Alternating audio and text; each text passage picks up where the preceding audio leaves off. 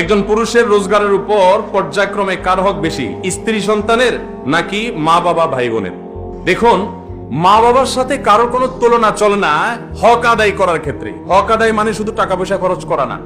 আল্লাহ এবং তার রাসূল সাল্লাল্লাহু আলাইহি সাল্লামের পর সর্বোচ্চ শ্রদ্ধা পাওয়ার হকদার, সর্বোচ্চ ভালোবাসার হকদার কে? মা এবং বাবা।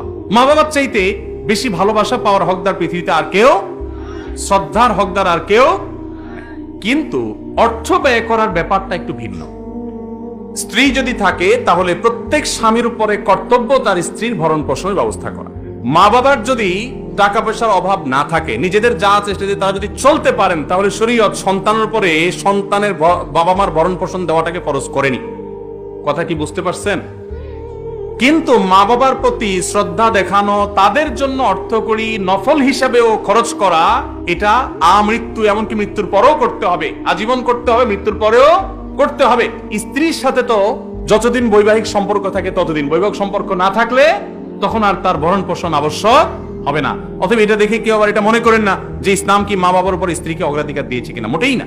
কিন্তু খরচের যদি ব্যাপার হয়, স্ত্রী অন্যের ঘর থেকে এসছে আপনার ঘরে, অতএব তার সম্পূর্ণ দায় দায়িত্ব আপনার, আপনি তার ভরণ পোষণের ব্যবস্থা করে দিবেন। মা বাবা তাদের জন্য খরচ করবেন, যদি তাদের টান থাকে, যা আছে তাদের না হয়, তখন আপনার উপরে কর্তব্য হবে তাদের জন্য খরচ করা।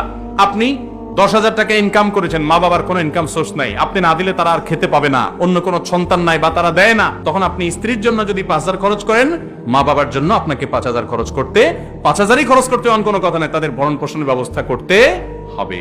কথা কি বুঝতে পারছেন? তাহলে তাদের না থাকলে তখন আবশ্যক হবে, আর স্ত্রীর থাকুক আর না থাকুক, সর্বাবস্থায় স্ত্রীর ভরণ পোষণ স্বামীর উপরে কর্তব্য।